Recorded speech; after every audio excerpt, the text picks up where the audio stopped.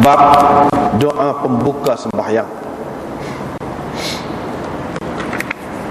Dengan sanadnya Imam Abu Daud meriwayatkan daripada Ali bin Abi Talib, beliau berkata, Rasulullah sallallahu alaihi wasallam apabila berdiri untuk bersembahyang, baginda bertakbir, kemudian mengucapkan, wajjahtu wajhiya lilladzi fataras samawati wal ard.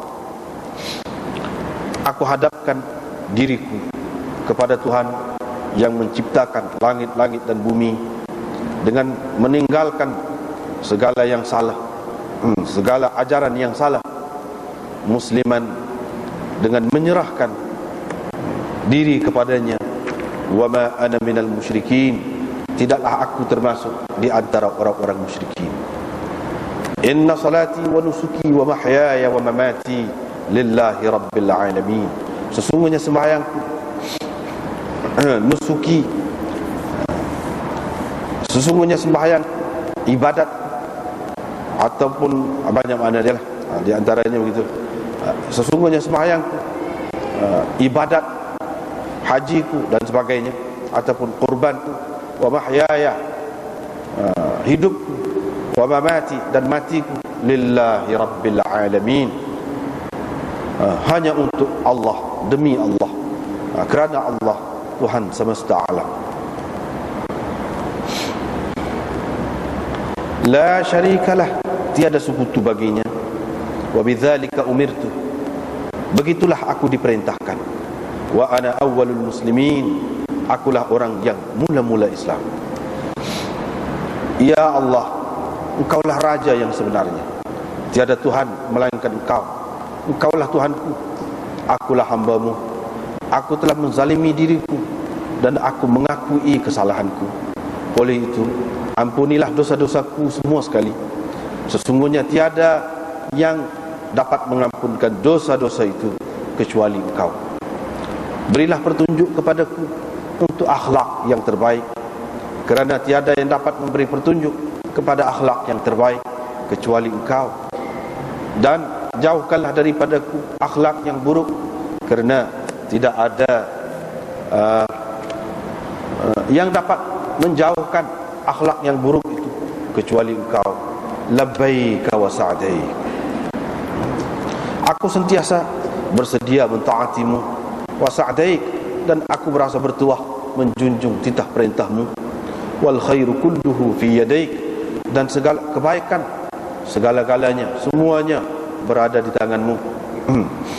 Ana bika wa ilaika, aku denganmu, yakni aku berlindung denganmu, dan aku berlindung denganmu. Ana bika, aku berlindung denganmu. Wa ilaika, dan aku menghadapkan diriku kepadamu. Tabarakta wa ta'alait, maha agung Engkau, maha berkah, maha agung Engkau, dan maha tinggi. Astaghfiruka, aku memohon keampunan darimu. Wa atubu ilaik, dan aku bertaubat kepadamu. Wa idza raka'a, apabila Nabi sallallahu alaihi wasallam rukuk, baginda mengucapkan, Allahumma laka raka'tu, ya Allah, aku telah rukuk kepadamu jua aku rukuk. Wa bika amantu, dan denganmu jua aku beriman. Wa laka aslamtu, kepadamu jua aku menyerahkan diriku. Khasha'alaka sam'i wa basari, tunduklah kepadamu pendengaranku, penglihatanku, otakku, tulang-tulangku. Wa idza rafa'a, dan apabila baginda mengangkat kepalanya, qala, baginda mengucapkan, sami'allahu liman hamidah, rabbana walakal hamd, Allah telah mendengar orang yang memujinya. Oh Tuhan kami, bagimu jua segala pujian. Mil as-samawati wal ard, sepenuh langit-langit dan bumi, dan sepenuh apa-apa yang ada di antara keduanya, dan sepenuh apa-apa yang Engkau mahu daripada perkara-perkara yang lain selepas daripada yang tersebut itu.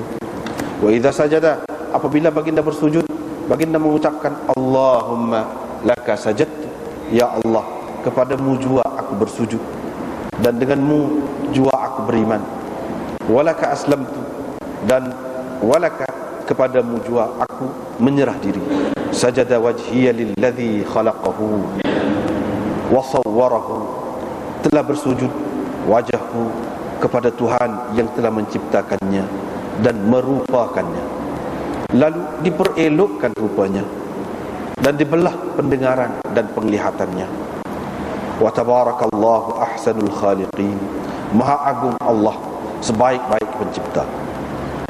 Apabila baginda mahu memberi salam, yakni sebelum memberi salam daripada sembahyangnya, baginda mengucapkan begini: Allahumma ighfirli ma qaddamtu, ya Allah, ampunlah untukku apa-apa yang telah kulakukan dahulu, wa ma akhartu, dan apa-apa yang aku lakukan kemudian, wa ma asrartu, dan apa-apa yang aku sembunyikan dan yang aku nyatakan, wa ma asraftu, dan apa-apa yang aku terlajak ataupun terlampau dalam mengerjakannya, wa ma anta a'lamu bihi minni, dan apa-apa yang engkau lebih tahu lagi tentangnya daripadaku.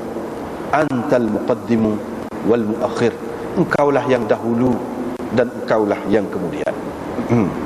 La ilaha illa anta, tiada Tuhan melainkan engkau. Dengan sanadnya Imam Abu Daud meriwayatkan daripada Ali bin Abi Thalib, daripada Rasulullah sallallahu alaihi wasallam, sesungguhnya baginda apabila berdiri untuk bersembahyang fardu, baginda bertakbir dan mengangkat kedua tangannya hadwa, membetuli kedua bahunya. Wa yasna'u mithla dhalika, dan baginda melakukan begitu juga apabila selesai membaca pada qiyamnya. Wa idza arada an yarka'a, dan apabila baginda mahu rukuk, dilakukan begitu juga. Dilakukan begitu juga apabila dia mengangkat kepala daripada rukuk. Tetapi baginda tidak mengangkat kedua tangannya pada mana-mana sembahyangnya, pada ketika baginda sedang duduk. Dan apabila bangun daripada rakaat yang kedua, baginda mengangkat kedua tangannya begitu juga, yakni membetuli dua bahu. Wa kabbara, dan bertakbir. Wa da'a, dan baginda berdoa nahwa hadithi Abdul Aziz fi doa, sama seperti doa yang tersebut di dalam hadis Abdul Aziz, yazid wa yanqus asy-syai'. Cuma dalam riwayat ini perawinya ada menambahkan dan mengurangkan sesuatu. Dalam di sini dia tidak ada menyebutkan wal khairu kulluhu fi yadai wasyarru laisa ilaik, itu tak ada sebut. Tetapi dalam riwayat ini ada tambahan, yaitu ketika Nabi SAW akan selesai bersembahyang, baginda membaca begini: Allahumma ighfirli ma qaddamtu wa ma akhartu wa ma asrartu wa a'lantu, anta ilahi la ilaha illa anta. Itu dia baca. Lebih kuat tadi ya. Diriwayatkan daripada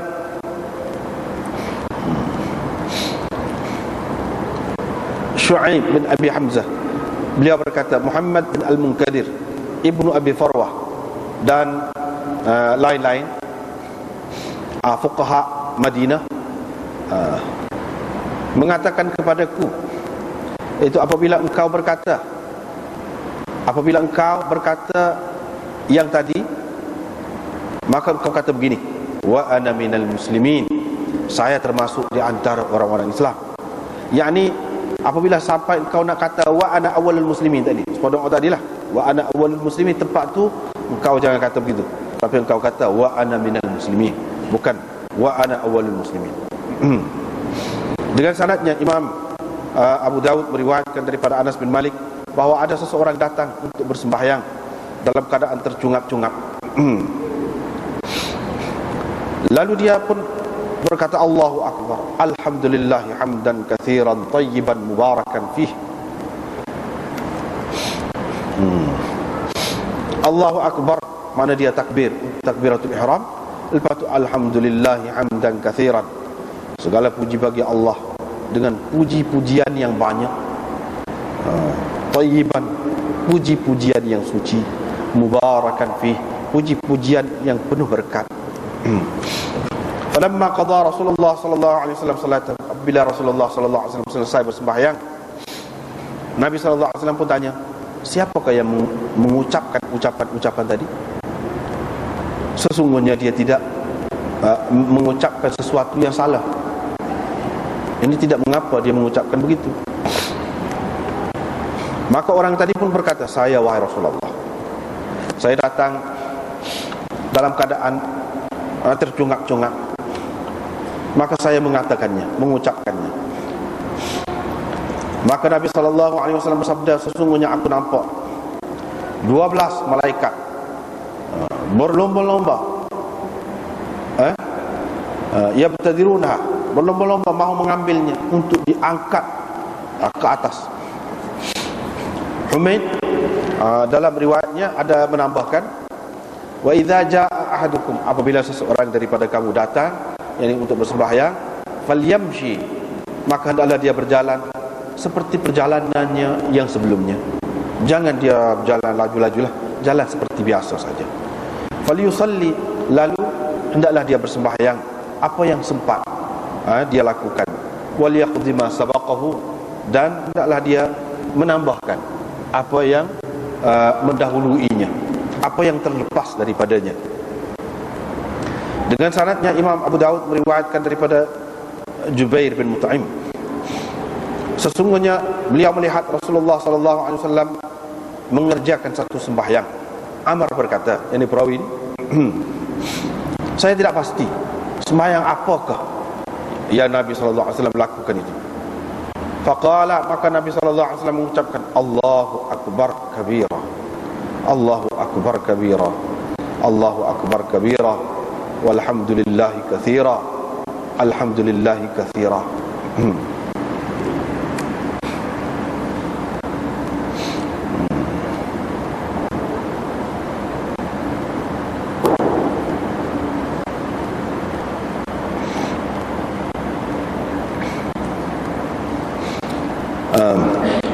Allahu Akbar, Allah Maha Besar, Allah Maha Agung. Kabira, aku mengagungkannya dengan sesungguh-sungguhnya. Allahu Akbar kabira, Allah Maha Agung, aku mengagungkannya dengan sesungguh-sungguhnya. Allahu Akbar kabira, begitu juga. Walhamdulillahi katsira, dan segala puji bagi Allah banyak-banyak. Alhamdulillahi katsira, alhamdulillahi katsira 3 kali. Wa subhanallahi bukratan wa asila 3 kali. Maha suci Allah pagi dan petang 3 kali. A'udzu billahi minasyaitan, aku berlindung dengan Allah daripada syaitan, daripada nafkhnya, daripada nafkh, yakni kesombongannya, wa nafthihi, dan daripada tiupannya, wa hamzihi, dan daripada hamzihi, daripada hamzihi, yaitu kegilaannya, daripada kegilaannya. Qala, perawi berkata, nafsuhu maknanya syair, nafkhuhu maknanya al-kibr, kesombongannya, hamzuhu maknanya al-mutah, yaitu kegilaan. Diriwayatkan daripada Nafi' bin Jubair daripada ayahnya, beliau berkata, saya telah mendengar Nabi SAW mengucapkan dalam sembahyang sunat. Lalu perawi menyebutkan sama seperti hadis yang tersebut tadi. Maknanya lafaznya ada beza.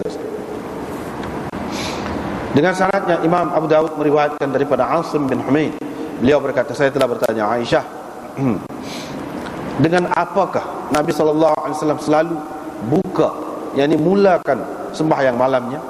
Aisyah berkata, sesungguhnya engkau telah bertanya aku tentang sesuatu yang mana tidak ada sesiapa pun sebelum ini bertanya aku tentangnya. Sebelum kau ni tak ada sesiapa pun tanya aku tentangnya. Nabi SAW apabila berdiri, yang selepas takbiratul ihram, dia bertakbir 10 kali, tahmid alhamdulillah 10 kali, tasbih 10 kali, tahlil la ilaha illallah 10 kali, dan istighfar astaghfirullah 10 kali. Wa qala, dan Nabi SAW menyebutkan, Allahumma ghafirli, ya Allah ampunilah aku, wahdini, tunjuklah aku, tunjuklah kepadaku, yakni jalan yang lurus, warzuqni, berilah rezeki kepadaku, wa'afini, sihat sejahterakanlah daku, wa yata'awadhu, dan baginda berlindung, dengan Allah min dhaiqil maqam, daripada kesempitan berada pada hari kiamat nanti. Abu Dawud berkata, hadis ini diriwayatkan oleh Khalid bin Ma'dan daripada Rabi'ah al-Jurashi daripada Aisyah, nahwahu, sama seperti makna hadis yang tersebut tadi. Dengan sanadnya, Imam Abu Dawud meriwayatkan daripada Abu Salamah bin Abdurrahman bin Auf. Beliau berkata, saya telah bertanya Aisyah, dengan apakah Nabi SAW selalu mulakan sembahyangnya apabila dia bangun untuk mengerjakan sembahyang malam? Qalat, Aisyah berkata, Nabi SAW apabila berdiri pada waktu malam ini untuk bersembahyang, kana yaftatihu salatahu, baginda memulakan sembahyangnya, yakni selepas daripada takbirah, dia baca ni, mulakan sembahyangnya dengan baca Allahumma ya Allah, Tuhan Jabrail dan Mikail dan Israfil, pencipta langit-langit dan bumi, yang mengetahui perkara gaib dan perkara yang nyata. Engkaulah yang memutuskan di antara hamba-hambamu tentang apa-apa yang mereka perselisihkan dahulu. Tunjukkanlah kepadaku kebenaran yang diperselisihkan dengan izin. Sesungguhnya engkaulah yang memberi petunjuk kepada sesiapa yang engkau mahu kepada jalan yang lurus. Diriwayatkan daripada Ikrimah dengan sanadnya bila ikhbar wa ma'nahu, bila ikhbar wa ma'nahu, tanpa ikhbar dan maknanya. Qala, dia berkata, kana idza qama, apabila berdiri, kabbara, baginda bertakbir, wa yaqul, dan ucapkan yang tersebut tadi.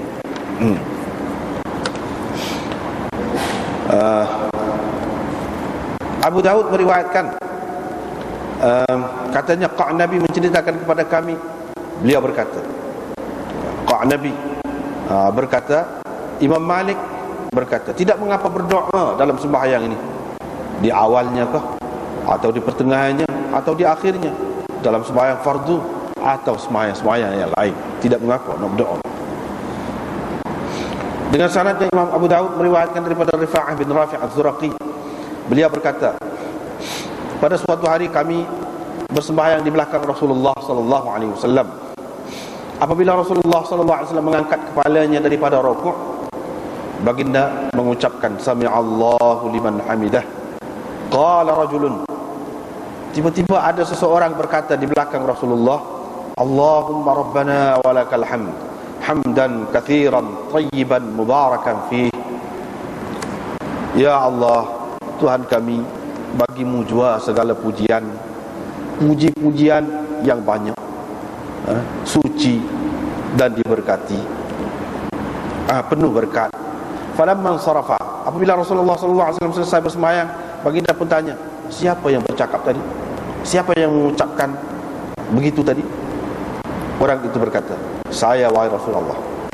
Maka Rasulullah SAW bersabda, sesungguhnya saya nampak 30 lebih malaikat berlomba-lomba mengambil ucapan itu.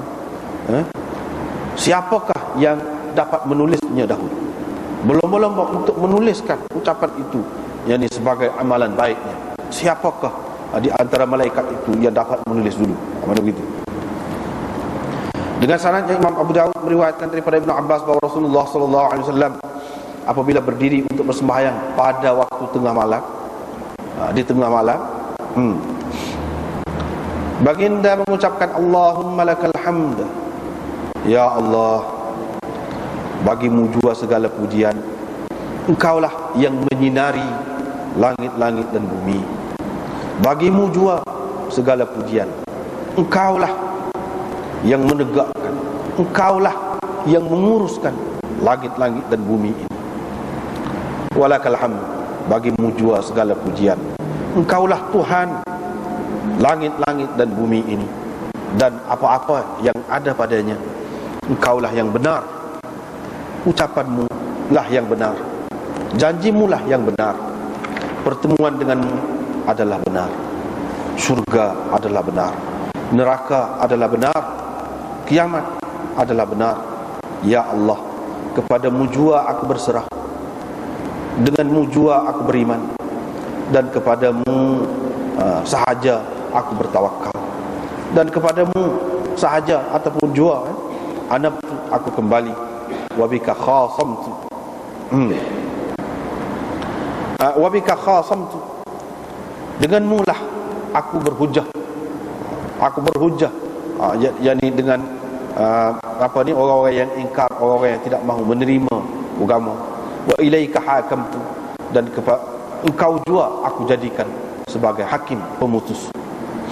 Faghfirli, oleh itu ampunilah daku, ma qaddamtu, apa-apa yang telah kulakukan dahulu dan kulakukan kemudian, apa-apa yang aku sembunyikan, apa-apa yang aku nyatakan. Engkaulah Tuhanku, tiada Tuhan melainkan Engkau. Dengan sanadnya Imam Abu Daud meriwayatkan daripada Ibn Abbas bahawa Rasulullah SAW dalam tahajud mengucapkan selepas baginda bertakbir Allahu Akbar, thumma dzakara ma'nahu, kemudian perawi menyebutkan makna hadis yang tersebut tadi. Jadi maknanya supaya lafaznya beza sikit tapi hak tadilah. Diriwayatkan daripada Rifa'ah bin Rafi', beliau berkata, saya telah bersembahyang di belakang Rasulullah SAW, maka Rifa'ah bersin. Qutaibah tidak ada menyebutkan dalam riwayatnya Rifa'ah itu, tak ada sebut. Saya pun kata alhamdulillahi hamdan katsiran tayyiban mubarakan fih mubarakan alaih kama yuhibbu rabbuna. Segala puji bagi Allah dengan puji-pujian yang amat banyak, puji-pujian yang penuh kesucian, penuh berkah. Mubarakan alaih, mubarakan fih mubarakan alaih. Satu makna macam tadi. Satu lagi makna mubarakan fi, makna puji-pujian yang sentiasa subur, berkembang. Mubarakan alaih, ini puji-pujian yang kekal abadi. Kama yuhibbu rabbuna, sebagaimana yang disukai Tuhan. Wa yarda, dan diredainya, sebagaimana yang disukai Tuhan kita dan diredainya. Apabila Rasulullah SAW selesai bersembahyang, baginda pun bertanya, siapakah yang mengucapkan begitu dalam sembahyang tadi? Kemudian perawi menyebutkan sama seperti hadis Malik tadi, bahkan lebih sempurna daripada hadisnya, yakni hadis Malik tadi. Dengan sanad yang Imam Abu Daud meriwayatkan daripada Abdullah bin Amir bin Rabi'ah daripada ayahnya, beliau berkata, ada seorang anak muda Ansar telah bersin di belakang Rasulullah SAW ketika dia dalam sembahyang. Maka baginda pun mengucapkan, dia pun mengucapkan alhamdulillah hamdan katsiran tayyiban mubarakan fi hatta yarda rabbuna, sehingga Tuhan kita redha, dan selepas Tuhan kita redha juga terhadap urusan dunia dan urusan akhirat. Bila Nabi SAW selesai bersembahyang, Nabi SAW pun tanya, siapa yang mengucapkan ucapan tadi? Qala, perawi berkata, anak muda tadi pun diam. Kemudian Nabi SAW bertanya, siapakah yang mengucapkan ucapan tadi? Sesungguhnya dia tidak ada mengucapkan sesuatu yang salah. Maka anak muda itu pun berkata, wahai Rasulullah, sayalah yang mengucapkannya, dan saya tidak bermaksud dengan mengucapkannya itu kecuali baik. Saya bermaksud baik saja, wahai Rasulullah. Qala ma tanahat duna arsyir rahman.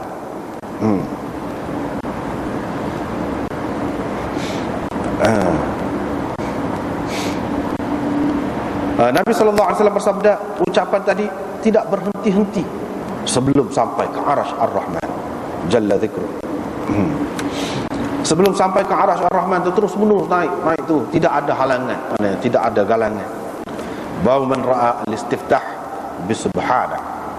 Ini bab orang yang berpendapat pembukaan dalam sembahyang itu ialah ucapan subhanak. Orang yang berpendapat membuka sembahyang dengan subhanak. Dengan sanadnya Imam Abu Daud meriwayatkan daripada Abi Sa'id Al-Khudri, beliau berkata, Rasulullah SAW apabila bangun bersembahyang pada waktu malam, baginda bertakbir, kemudian mengucapkan subhanakallahumma wa bihamdika, maha suci engkau ya Allah dengan puji-pujian kepadamu,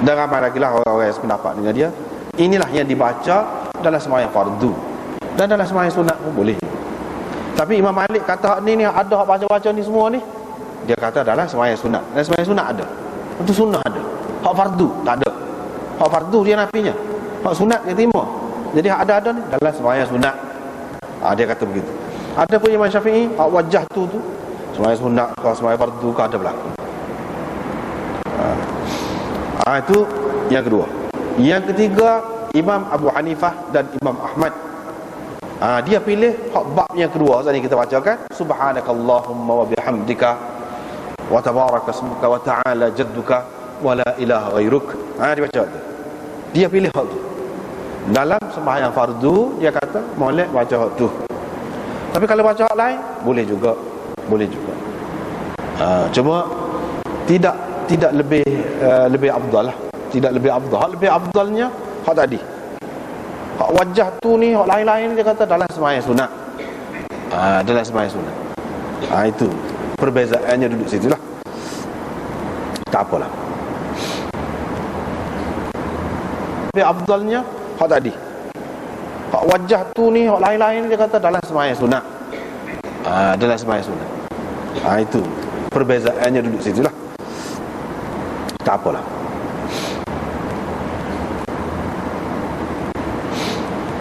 Jadi dalam sembahyang sunat tu bolehlah nak baca macam-macam hak mana-mana yang tersebut saat ni, ataupun dalam kitab-kitab hadis yang lain hak mana yang sampai kepada kita daripada Nabi SAW, boleh tak nak baca lah. Tak apa berlaku. Tak jadi masalah untuk nak baca hak mana-mana dalam sembahyang sunat. Dalam sembahyang fardu ada juga macam Imam Abu Yusuf, dia kata gabungkan kedua-dua, subhanakallahumma tu dengan wajah tu, gabungkan kedua-dua. Dia ada lagu tu, mana agak panjang jugalah. Lepas tu baru baca Fatihah. Dan baca Fatihah tu bagi Ahmad dan Imam Abu Hanifah dan ramai lagi yang lain, dia kata baca juga bismillah.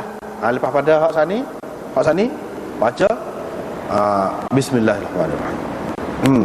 Ataupun kalau nak baca a'udzubillah pun ada juga, tak apa juga. Tapi kalau tak ada a'udzubillah, bismillah saja dia baca. Kena baca, tapi baca kohar. Dia kata tidak baca derah. Derahnya alhamdulillahirabbil alamin. Imam Malik kata tak ada baca bismillah. Tak boleh baca. Tak boleh baca bagi dia. Kena baca alhamdulillah selalu. Kohar pun tak boleh. Kohar pun tak boleh. Tapi Imam Syafi'i kata bismillah tu baca derah. Alhamdulillah sambung waktu lah, baca derah lah. Pada ketika baca derah lah, baca kohar tu, kohar belakang tu. Ketika baca kohar tu, ketika semayang baca derah tu, bismillah tu pun baca derah. Serupa dengan lain-lain. Gitu.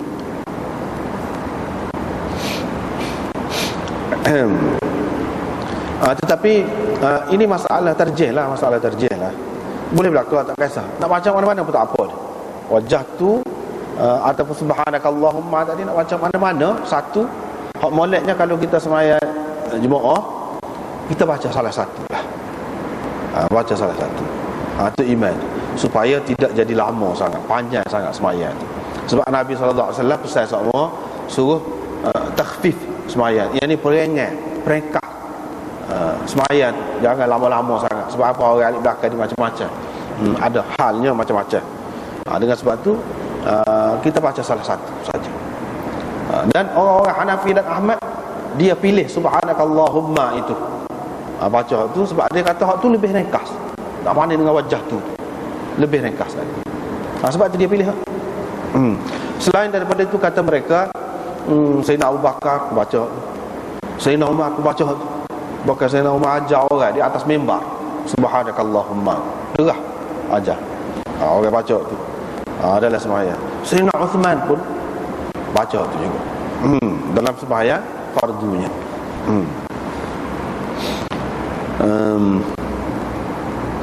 Cuba kita perhati sini satu perkara lagi. Imam Abu Daud ni pada umumnya orang kata dia ni mazhab Hambali. Tapi kalau kita tengok sini hak dia mari ni, hak wajah tu ni hak kuat-kuat je, banyak ni hadis ni.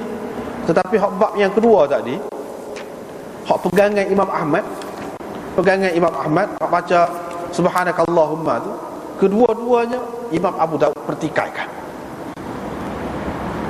Kedua-duanya dhaif.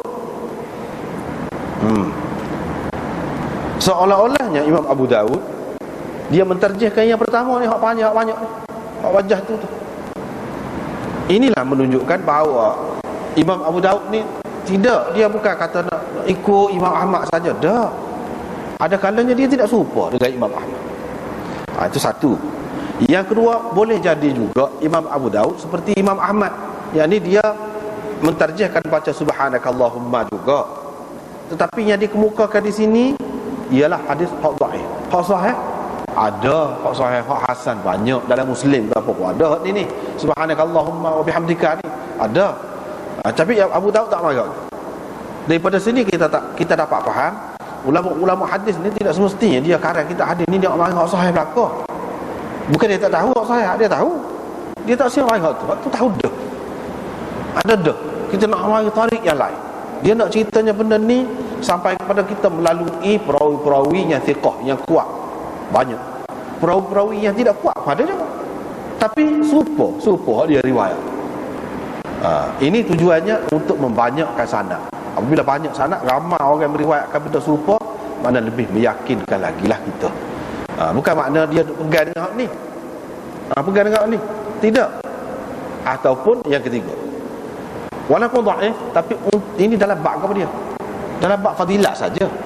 Dalam bab fadilat ni hadis dhaif pun boleh pakai. Itu maksud Imam Abu Daud. Sebab tu dia amal hak dhaif. Dia nak ayat hak dhaif pun boleh pakai. Kalau katakanlah tak ada hak sahih, ada hak ni, boleh pakai. Sebab apa? Hak ni dalam bab fadilat, bukan dalam bab hukum. Bukan siapa tak sah sembahyang ke apa. Tak ada kait dengan tu. Keutamaan. Mana kalau kita baca ni ada kelebihan. Dalam bab fadail boleh hadis dhaif tu boleh kita amalkan. Jadi ada kemungkinan beberapa maksud Imam Abu Daud. Tak apalah.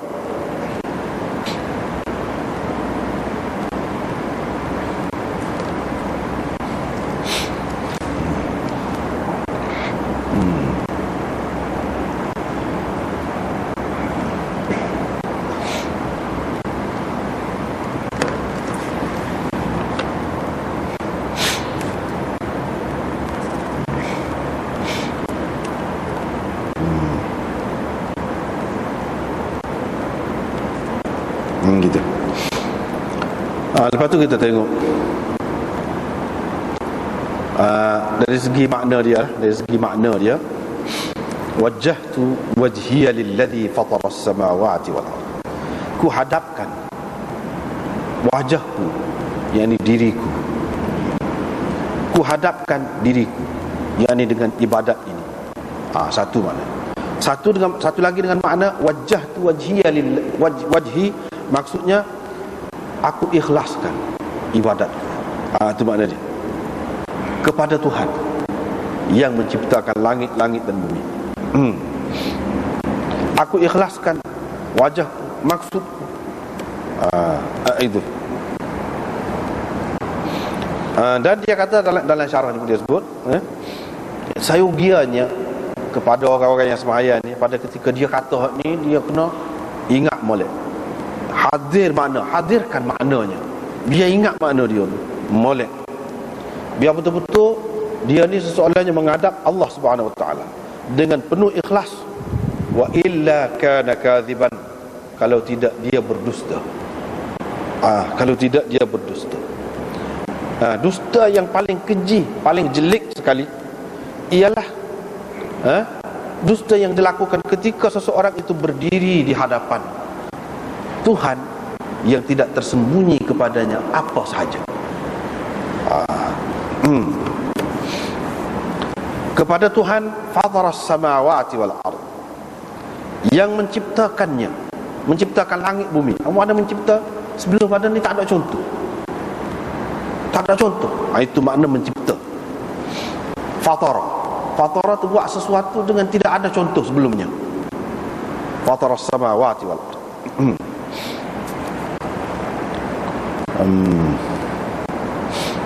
Jadi tak apalah, banyak cerita tu. Jadi as-samawat itu apa yang jamak, tak apalah.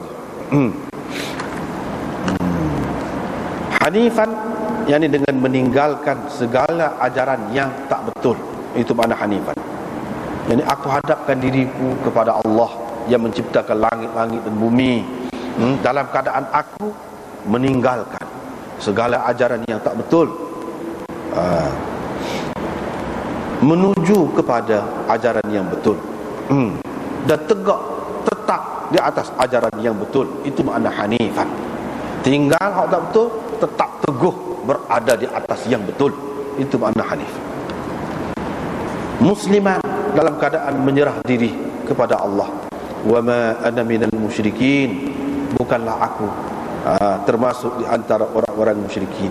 Mana aku tidak musyrik. Ini nafi syirik, nafi syirik. Inna salati, sesungguhnya sembahyangku, wa nusuki. Nusuk itu mana agamaku, ataupun ibadatku, ataupun taqarrubku, apa-apa yang aku buat untuk mendekatkan diri kepada Allah. Itu makna nusuki. Ataupun hajiku, ataupun ibadat kurbanku, dan sebagainya. Banyak makna dia tu. Jadi setengah-setengah ulama dia kata sembahyangku dan ibadatku.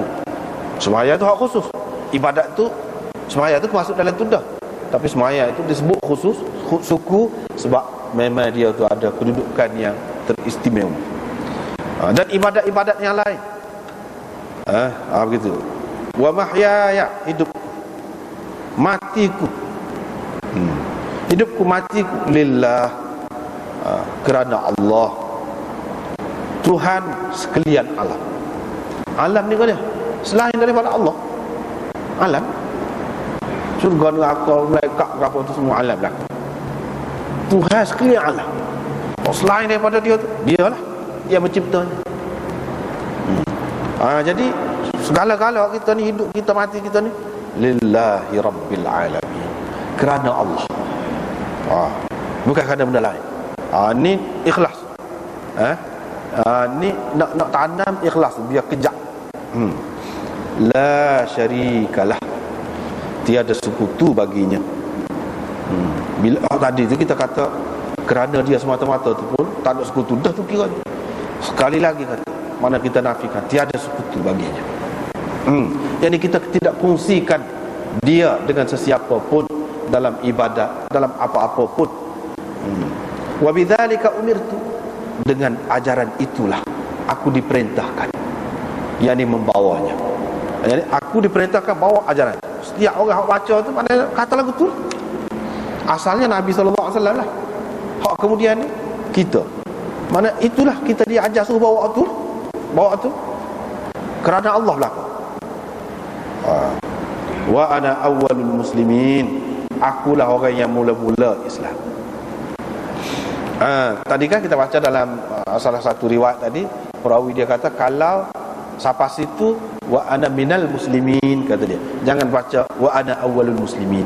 Sebab apa? Takkan kita yang mula-mula Islam, sebelum kita ada dah orang Islam. Jadi macam kita berbohong pula, kata dia. Orang yang berpendapat begitu. Tetapi bagi orang yang mengatakan wa ana awwalul muslimin ni pun boleh juga. Maksud awal di sini bukan makna hak mula-mula, sebelum pada kita tu tak ada dah. Maksud dia di sini akulah hak mula-mula, maknanya paling bersegera. Kalau dalam bab paling bersegera, tidak ada tangguh-tangguh dah. Gitu. Bukan bermakna aku hak mula-mula, makna paling segera, paling cepat. Tak ada berdolak dalik dah. Seperti dalam ayat qul in kana lirrahmani waladun fa ana awwalul abidin.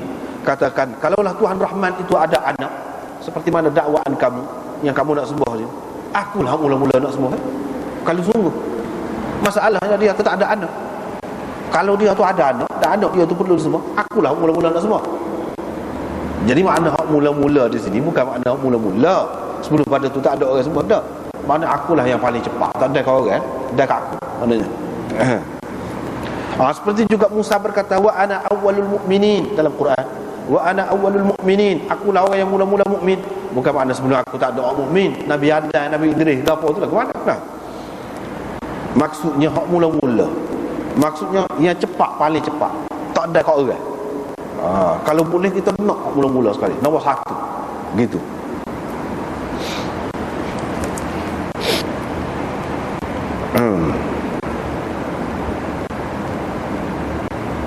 Dia takut jadi kita berdusta.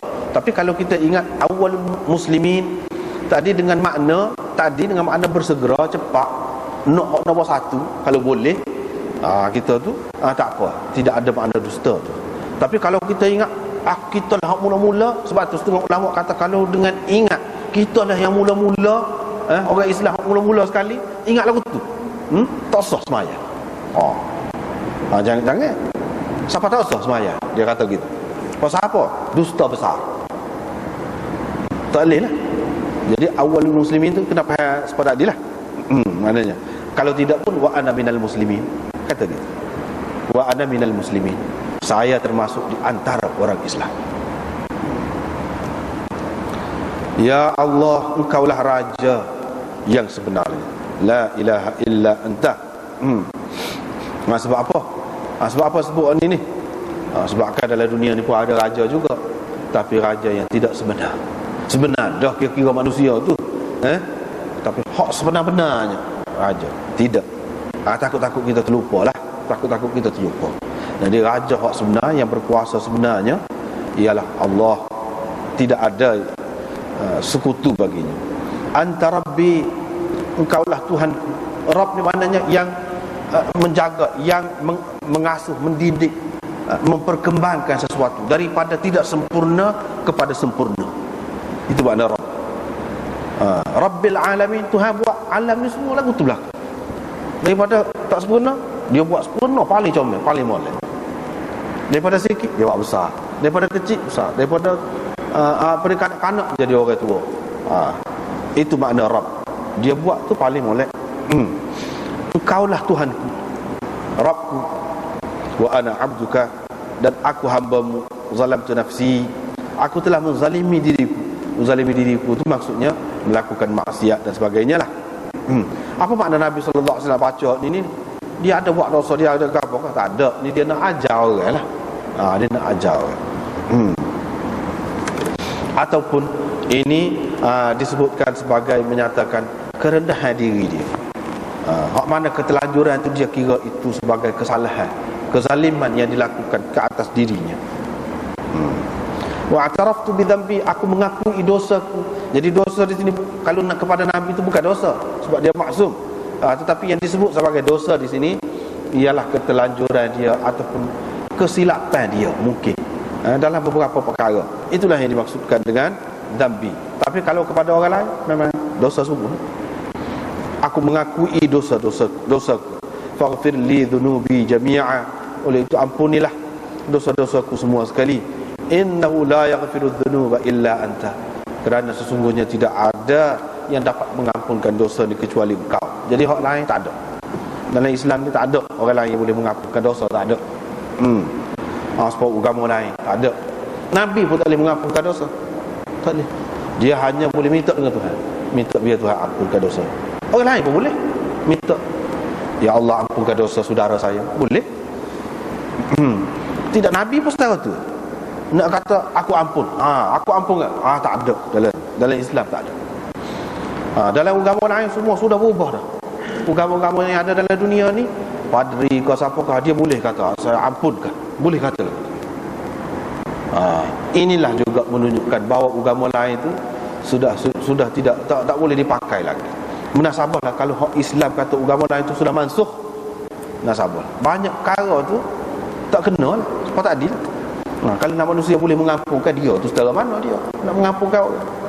Dia tu sendiri tu tak ada dosa dah. Dia tu sendiri. Lepas tu dia mengampunkan itu. Kuasa mengampunkan itu siapa bui dia? Siapa bui? Jadi Nabi SAW mari ni ajar hak Nabi-Nabi dulu ajar lagu tu. Sebab ni ajar ni tak ada. Nabi-Nabi tak pernah ajar seperti agama-agama yang ada sekarang ni. Di mana pemimpin-pemimpin agama boleh menghapuskan dosa pengikut dia. Tak ada lagu tu. Itulah menunjuk salah satu bukti yang menunjukkan Islam ni agama yang benar, agama yang terakhir. Sebab kita tengok lain-lain sudah berubah lah. Manusia sudah jadi dianggap, dipercayai macam Tuhan. Wahdini li ahsanil akhlaq. Sebab tak dilah tu. Tunjuk kepada akhlak yang terbaik. tidak ada yang dapat menunjuk kepada akhlak yang terbaik kecuali engkau, dan seterusnya. Lepas tu kita pergi lagi. Dia kata wal khairu kulluhu fi yadayk, kebaikan itu semua sekalinya, baik dari segi i'tiqad, dari segi ucapannya ataupun dari segi perbuatannya, fi yadayk, di tanganmu. Di tanganmu itu maknanya engkaulah yang melakukan segala-galanya, segala-galanya berlaku dengan kamu. Wasyarru laysa ilaik, kejahatan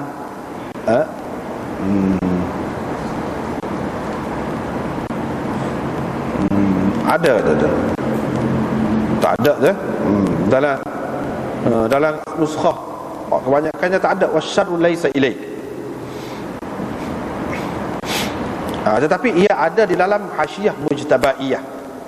Hasyiah mujtabaiyah ni matba'ah mujtabaiyah, satu percetakan masyhur di India, nama dia matba'ah mujtabaiyah. Dalam nuskhah tu ada ni wasyarru laysa ilaik. Selepas wal khairu kulluhu fi yadaik wasyarru laysa ilaik, ada. Dan nuskhah Aunul Ma'bud ada juga. Dalam nuskhah Aunul Ma'bud syarah Abu Daud asal lagi tu ada juga. Apa makna kalau wasyarru laysa ilaik? Makna kejahatan la yutaqarrabu bihi ilaik. Tidak boleh dijadikan kejahatan itu sebagai sesuatu yang menghampirkan kepadamu. Itu maknanya wasyarru laysa ilaik. Kejahatan tidak layak dijadikan sebagai sesuatu yang menghampirkan seseorang kepadamu. Itu makna wasyarru laysa ilaik. Salah satu makna dia. Satu lagi makna dia, kejahatan itu laysa ilaik, tidak layak dinisbahkan kepadamu. Tidak layak dinisbahkan, dikatakan kepadamu, tidak layak. Walaupun Tuhan belakang yang buat. Jadi kita tak boleh sebut dari segi adabnya. Misalnya babi, Tuhan buat babi, padahal dia buat babi. Tuhan buat tahi misalnya. Jadi secara langsung begitu. Dari segi adabnya tidak beradab, walaupun pada hakikatnya Allah belakang. Itu makna wasyarr laysa ilaik.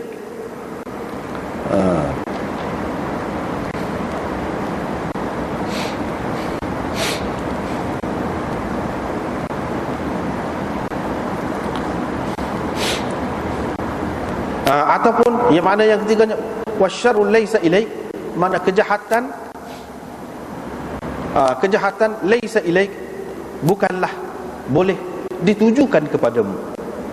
Sebab apa? Sesuatu kejahatan yang kita nampak jahat, tak molek, buruk tu, tak molek tu, sebenarnya bukan buruk semata-mata dari semua sudut. Tidak. Tuhan buat tu ada kebaikan dia ke mana-mana. Ada kebaikan dia ke mana-mana. Jadi buruk semata-mata tak boleh nak kata.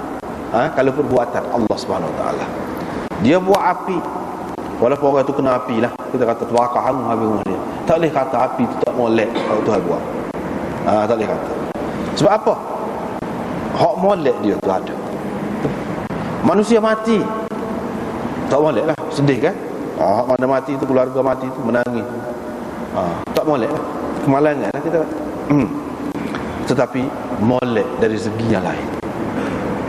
Molek dari segi yang lain. Begitulah juga orang lain-lain kita tengok molek tak molek. Hak tak molek tu sebenarnya sampingan. Sebenarnya di sebalik tu ada hak molek. Tidak kata tak molek 100%. Tidak. Tengok ke mana pun tak molek belakang tu buat. Tidak. Mesti ada sudut molek dia, kelayakan dia. Neraka molek. Sebab apa? Kalau tak ada neraka, hak tu tak molek. Sudah hati benar lah hak jahat-jahat. Jadi kalau balah, itulah hak molek. Molek. Sebab neraka itu juga dia membersihkan seseorang. Membersihkan seseorang. Barulah jadi comel, barulah jadi cuci apabila dibasuh, apabila dibakar dengan api itu. Seperti bahan galian lah, emas, perak ke apa. Kalau waktu tubik asal tak comel mana. Setelah kena api itu barulah tubik comel. Jadi begitu. Nak masuk ke dalam syurga tu tidak layak kecuali masuk neraka dulu. Jadi molek juga. Nak kata tak molek langsung, tak ada. Itu makna yang keempatnya.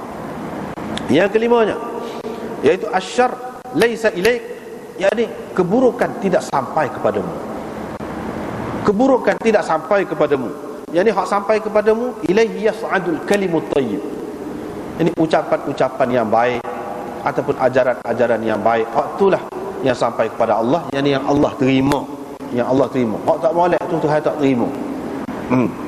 Tuhan tak terima, tak ada faedah, tidak berguna di sisi dia. Gitulah.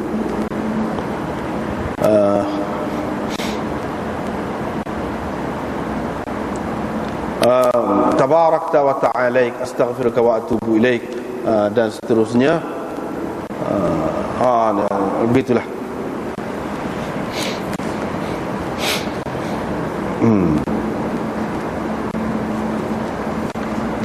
Lain-lain tu dari segi makna dia tu, dari segi zahir pun kita nampak dah tu.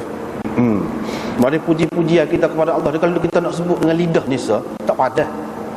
Nikmat yang Allah SWT bagi terlalu amat banyak, tak padah nak sebut. Sedangkan hak kita mampu boleh guna lah ni untuk nak puji dengan lidah, hak lain tak boleh. Dengan sebab tu dikatakan sepenuh langit dan bumi. Gitulah hak kita nak. Kita percaya nikmatnya amat banyak, sehingga kalau dipuji Tuhan sepenuh langit dan bumi, kita nak puji, tapi kita tidak berdaya. Lidah kita ada sah. Macam mana kita nak sebut banyak? Kita pula lemah, ngatuk, jenera, uzur, sakit, tak boleh nak sebut kadang-kadang tu. Sepenuh langit dan bumi, sepenuh antara langit dan bumi, antara langit dan bumi, bekah-bekah, segala bekah. Bekah banyaklah. Cetung, gelah, cawan, kolah, payah, macam-macam, segala bekah. Kalau diisi sepenuh antara langit dan bumi, lepas tu tak pada hak tu lagi, sepenuh apa yang engkau kehendaki. Hak kita tak tahu. Hak ni sekarang kita tengok ya. Boleh kita isi sini, boleh kita isi dalam gon ni.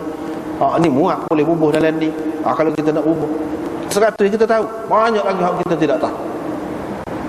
Sepenuh apa-apa yang engkau kehendaki selepas itu pun maknanya aku terima, dan aku nak puji lagu itulah. Maknanya gitu. Sebab apa? Engkau layak menerima pujian itu walaupun sebanyak. Wa idza sajada, bila bersujud, lagu itulah.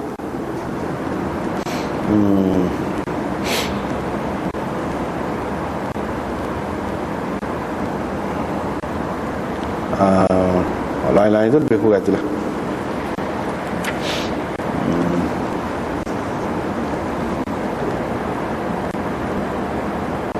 Jadi minta ampun dengan Allah yang kita buat dulu, yang kita buat kemudian. Kita tak buat lagi. Satunya dulu lama dah. Kita buat kemudian hak dekat. Kita buat dah juga tapi dekat. Semuanya minta Tuhan ampun lah. Satu lagi mana hak kita buat dulu, ma'akhir tu hak kita tak buat lagi. Hak kita tak buat lagi akan datang akan buat. Kita minta ampun dah dengan Tuhan. Minta ampun dah, minta biar Tuhan ampun. Hak dulu, hak kemudian, hak aku buat secara rahsia, secara sulit, Tuhan tahu. Minta ampun juga. Hak buat secara nyata, kesalahan dosa secara nyata, minta belakang. Hak buat secara terbuka, iklan, sebagai iklan nyata, hak tu pun minta juga. Anta ilahi, la ilaha illa anta.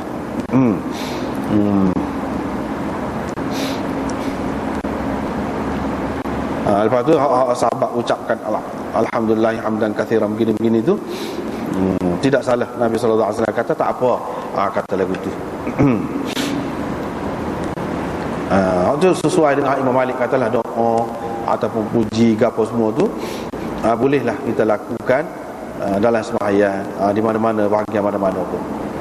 Cuma Nabi SAW ada pesan tu mengikut satu jalan riwayat lagi, iaitu berjalan seperti biasalah, janganlah hunggah-hunggah sepatutnya cungak lagu tu.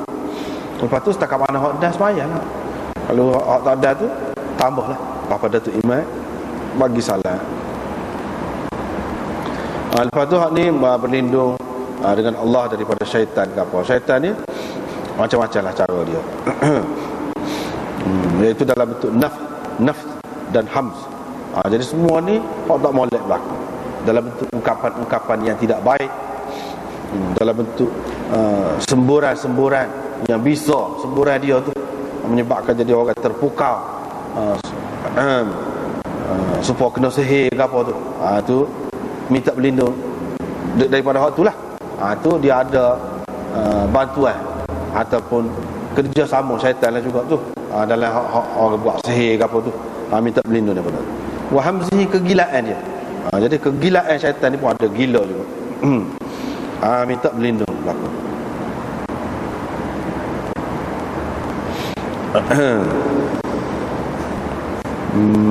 Lepas tu baca lain lagi semua ni ada berlaku.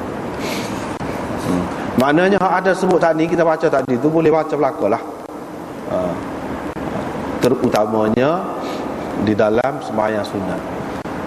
Kalau dah sembahyang fardu, sembahyang solat, tak apa, macam sembahyang solat, tak apa.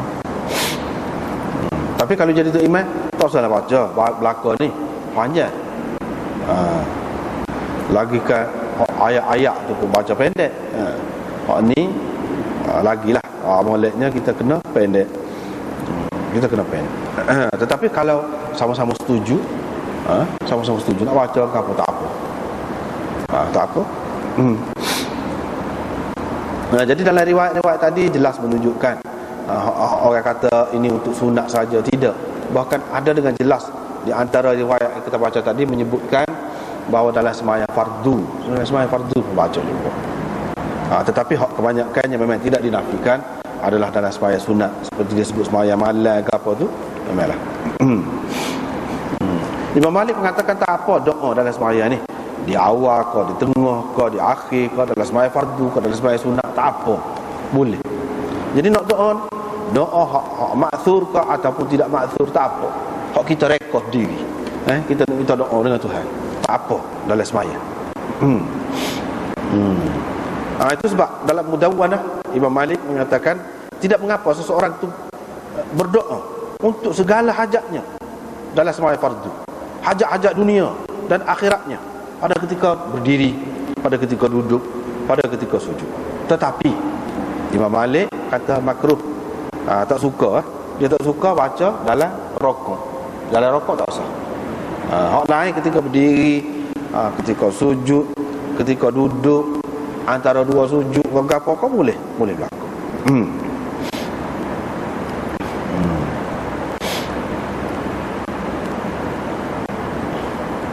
Tapi kalau tasbih tu tak apa dalam rokok. Doa ni maksudnya doa. Tasbih tu memanglah tempat dia dah. Dalam Mukhtasar Khalil ni kitab fiqh mazhab Malik. Dia kata apa? Seseorang tu boleh berdoa apa saja yang dia nak. Hak dunia pun boleh. Dalam sembahyang boleh. Dan boleh dia sebut nama, boleh sebut.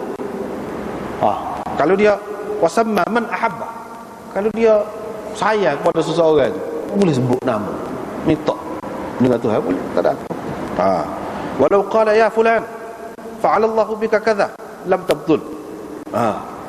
Siapa tahu tu. Tak apalah.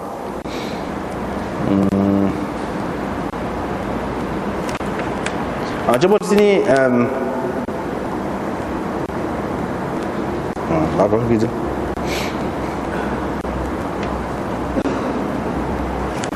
Jadi syurga neraka apa tu semua benar, janji engkau benar, syurga neraka benar, kiamat itu benar. Supaya yang tersebut dalam Quran dan dalam hadis-hadis yang lain lah. Hak tu kita kena percaya sebagai benar, termasuk dalam akidah, termasuk dalam akidah. Hak lain-lain itu supaya.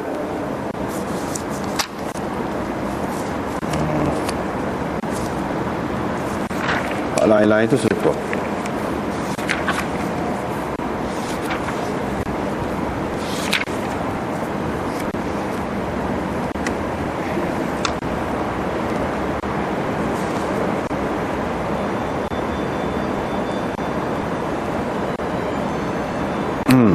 Asal tadi iaitu hadis 726 Muhammad bin Rafi'.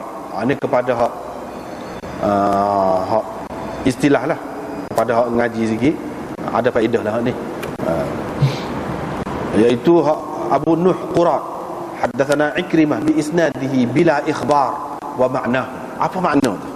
Bila ikhbar wa ma'nahu. Qala kana idza qama kabbara wa yaqul. Situ. Ada. Maknanya Ikrimah meriwayatkan dengan sanadnya bila ikhbar, bukan dengan ikhbar dan maknanya. Apa makna? Yang ni Ikrimah meriwayatkan ini bukan dengan ikhbar dan makna, bukan dengan makna, tetapi sama lafaznya dengan yang tersebut sebelum ini, riwayat yang tersebut sebelum ini. Mana tidak ada beza riwayat ni dengan riwayat sebelum ini. Itu makna bila ikhbar. Wa ma'nahu bila ikhbar wa bila ma'nahu. Bukan makna dengan makna tidak, tetapi dengan lafaz yang serupa dengan kata bi isnadihi mithlahu, serupa lagu tu. Kan kebanyakannya kalau lagu ni mana riwayat ni serupa dengan riwayat sebelumnya, lafaz dia tu biasanya dia kata mithlahu. Kalau makna dia serupa nahwahu, ini dia tukar cara sikit. Yang ni bila ikhbar wa ba'dahu. Yang ni riwayat ni tidak berdasarkan makna. Maknanya makna dia saja serupa dengan sebelum ni, tidak. Bahkan tak ada beza riwayat hak ni dengan hak riwayat sebelum ni dari segi lafaz dia tu, tak ada beza.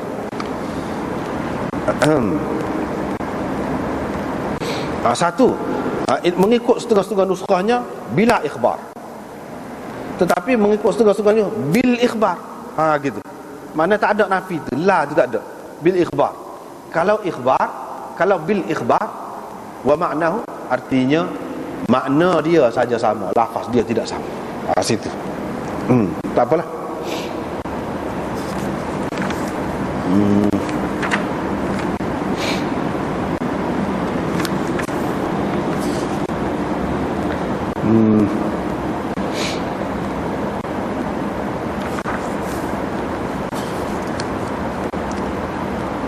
Dan dalam hadis-hadis ini juga kita dapati bacaan-bacaan ini kalau yang baik itu disambut oleh malaikat, dibawa naik ilaihi yas'adul kalimut thayyib, dibawa naik ke atas. Gitu. Kemudian bab yang kedua man al-istiftah bi subhanak. Walau bagaimanapun hadis amal ini semuanya dhaif. Hadis ini mereka mengatakan daripada Ali, daripada Hasan secara mursal. Sedangkan Abu Daud amal ini musnad dia ni, hak ni bukan mursal tetapi marfu' daripada Abi Sa'id Al-Khudri. Dia riwayat Nabi gini-gini, padahal hak sebenarnya hadis ini mursal Hasan Basri. Berarti dekat Hasan Basri, artinya orang-orang lain, perawi-perawi lain mengatakan gitu. Tiba-tiba dia disorang, iaitu Ja'far bin Sulaiman ni, dia riwayatkan secara marfu'. Artinya riwayat ini tidak sahih lah, syadz, bercanggah dengan orang lain. Yang kedua tu pun Imam Abu Daud kata orang lain tak ada riwayatkan daripada Abdul Salam selain daripada Talq bin Ghannam. Dan ramai lagi orang lain yang meriwayatkan daripada Budail. Bukan dia ni saja, bukan Abdul Salam bin Harb yang meriwayatkan daripada Budail. Orang lain tak ada sebut apa-apa pun seperti yang disebutkan oleh dia ni. Maknanya Imam Abu Daud mempertikaikan riwayat ini. Dia nak ayat dhaif lah, itulah maksud dia. Yang dia pertikai dhaif. Tetapi sebab kata tadi lah, ni ada hak sahih. Hak sahih pun banyak. Dalam macam-macam kitab lah ada. Termasuklah dalam Musnad, dalam Daraqutni, Sunan Daraqutni, dalam Muslim dan lain-lain lagi. Banyak. Jadi sekat itulah rasanya untuk malam ni. Cuma ada pengumuman sikit insya-Allah. Duduk cadangan duduk cadang ni, kalau tak ada apa-apa lah, bolehlah bagi pendapat masing-masing. Kalau tak ada apa-apa lepas hari raya ni, mungkin nak ubah malam ni, duduk cadangnya, nak ubah malam ni mengajar ni. Kalau hari ni hari Ahad malam Isnin kan, jadi kita mungkin akan buat hari Isnin malam Selasa, ataupun hari Selasa malam Rabu. Hak sini. Sebab apa nak cadangnya hak kubah khiyar tu 2 malam kan, cadang nak sah. Nak sah malam. Jadi nak jadi jujuk lah. Sama ada hak sini malam Selasa ataupun malam Rabu. Hak sana tu dia akan jadi sah. Tidak jadi 2 malam. Sebab adalah hal sibuk-sibuk. Jadi gitulah. Jadi boleh bagi pendapat lah mana-mana ada ni pun. Hak mana lebih sesuai. Mungkin ada hal kalau lagu mana kau.